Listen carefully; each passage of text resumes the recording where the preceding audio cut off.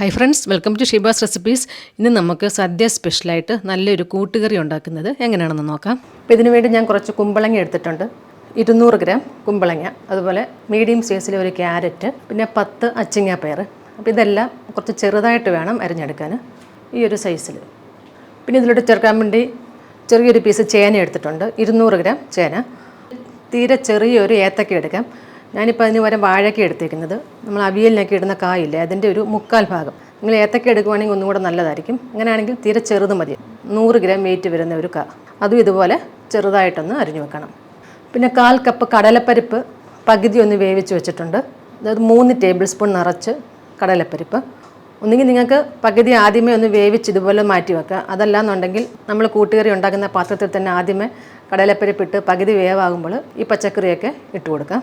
കടലപ്പരിപ്പ് ഞാൻ ഉപ്പും ഒന്നും ചേർക്കാതെ കുറച്ചേറെ വെള്ളത്തിൽ ഒന്ന് വേവിച്ചെടുത്താൽ. ആദ്യമേ നമുക്ക് ഈ പച്ചക്കറിയൊക്കെ ഒന്ന് വേവിച്ചെടുക്കാം.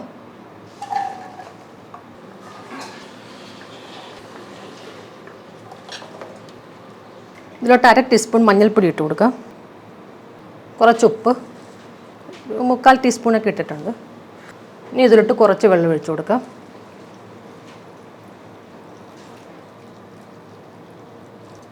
ഒരു 1.5 കപ്പൊക്കെ ഒഴിച്ചിട്ടുണ്ട്.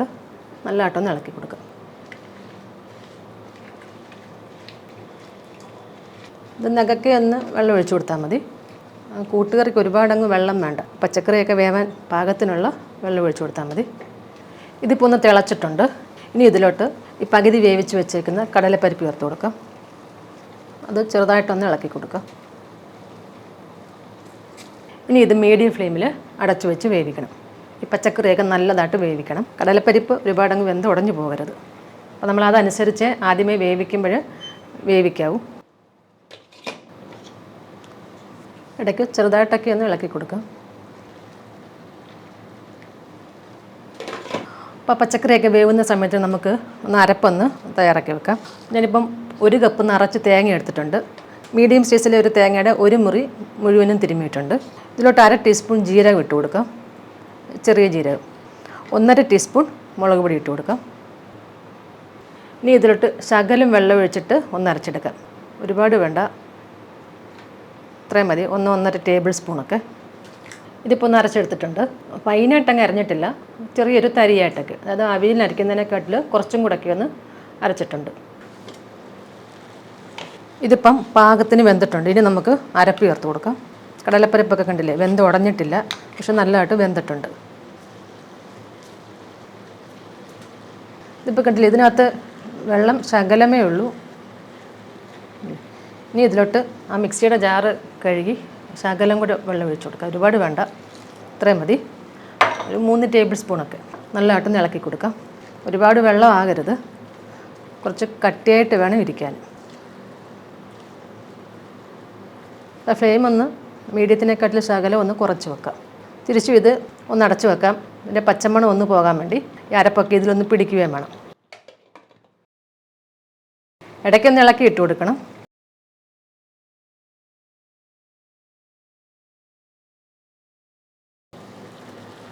ഇതിൻ്റെ പച്ചമണമൊക്കെ പോയിട്ടുണ്ട്. ഇത്രയും മതി.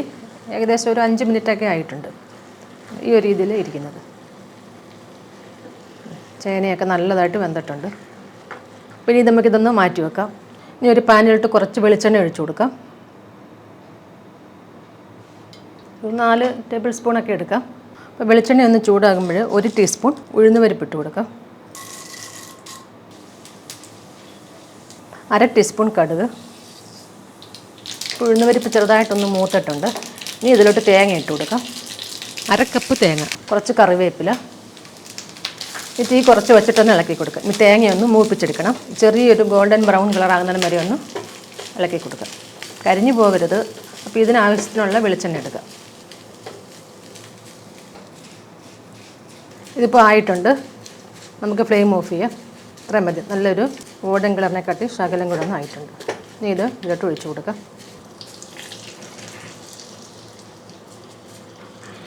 ഒന്ന് ഇളക്കി കൊടുക്കാം. ഉപ്പൊക്കെ നിങ്ങൾ നോക്കണം. നമ്മൾ ആദ്യം ഇട്ട് കൊടുത്തതിനെക്കാട്ടിൽ വേണമെന്നുണ്ടെങ്കിൽ ശകലം കൂടെയൊക്കെ ചേർത്ത് കൊടുക്കുക.